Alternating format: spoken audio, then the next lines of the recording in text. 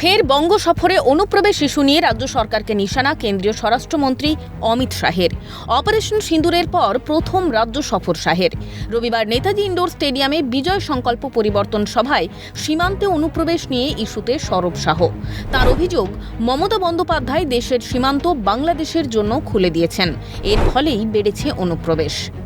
बंगाल का चुनाव सिर्फ बंगाल का भविष्य नहीं तय करता, बंगाल का चुनाव देश की सुरक्षा के साथ जुड़ा हुआ चुनाव, क्योंकि ममता बनर्जी ने हमारे देश की सीमाओं को बांग्लादेशियों के लिए खुला कर दिया।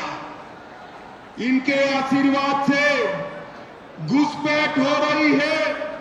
घुसपैठ रोकनी चाहिए या नहीं रोकनी चाहिए? क्या दीदी रोक सकती है? ये भाईपो रोक सकते हैं क्या? घुसपैठ केवल और केवल कमल फूल की सरकार रोक सकती। বাংলাকে অনুপ্রবেশের হিংসার অপরাধ দুর্নীতির গড় বানিয়েছে মমতা সরকার। জেনে বুঝে সীমান্তের জন্য জমি দেননি, তাই অনুপ্রবেশ হচ্ছে তার ভোট ব্যাংকের জন্য। আর তৃণমূল দোষ দিচ্ছে বিএসএফ এর ওপর।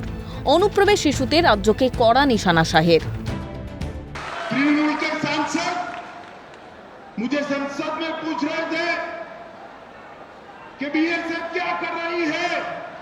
अरे ममता दीदी, हमने आपसे भूमि मांगी है, पूरी भूमि दे दो, बाढ़ को समाप्त हो जाने दो, एक परिंदा भी पैर नहीं मार पाएगा। परिंदा भी आप जानबूझकर बॉर्डर पर भूमि नहीं देते हो, क्योंकि घुसपैठ चलती रहे, आपकी वोट बैंक बढ़ती रहे और आपके बाद आपका भतीजा भी मुख्यमंत्री बनता रहे। भाइयों बहनों, होने वाला नहीं। অনুপ্রবেশ রক্ষার দায়িত্ব কার? অমিত শাহ, আপনি ব্যর্থ, আপনার পদত্যাগ করা উচিত। পাল্টা কড়া জবাব রাজ্যের অর্থ প্রতিমন্ত্রী চন্দ্রিমা ভট্টাচার্যের। অনুপ্রবেশ নাকি আমাদের নেত্রী তিনি যেন দেখেন যে ইনফিল্ট্রেশন না হয়। কার দায়িত্বটা কার জিজ্ঞাসা করছি আমরা। এই ইনফিল্ট্রেশন অর্থাৎ অনুপ্রবেশ রোখার দায়িত্বটা কার? বিএসএফ কার? আপনি নিজের ব্যর্থতাটাকে প্রমাণ করে দিচ্ছেন। অমিত শাহ মহাশয়, আপনি ব্যর্থ, আপনার পদত্যাগ করা উচিত। বর্ডার যখন আপনার দায়িত্বে, সেখানে অনুপ্রবেশ ঘটলে সেই দায় আপনাকেই নিতে হবে। এ প্রসঙ্গে সরব তৃণমূল সাংসদ কাকলি ঘোষ দস্তিদার। আবার আপনারা বলছেন যে ইনফিল্ট্রেশন নিয়ে, অর্থাৎ আমাদের যে অন্য দেশের সঙ্গে বর্ডার, সেখান থেকে নাকি লোকজন ঢোকানোর জন্য দায়ী আমাদের সরকার, বা আপনি আরও আমাদের সর্বভারতীয় সাধারণ সম্পাদক সাংসদ অভিষেক বন্দ্যোপাধ্যায়ের নামও করেছেন।